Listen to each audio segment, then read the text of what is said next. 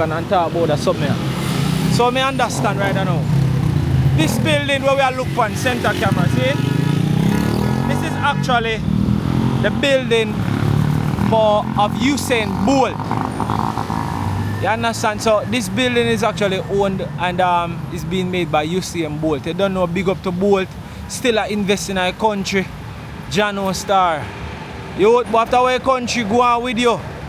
Boy, I don't know how you still do all of them great things here, but you don't know, big up yourself, same speed. You do a great thing to the country. You understand? I know so a whole heap of people are going to benefit when it comes on to this building right here. So, and trust me, I don't know what he's going to make over there. I don't know what he's going to have over there, but whatever it is, I know so some beneficial thing to the country.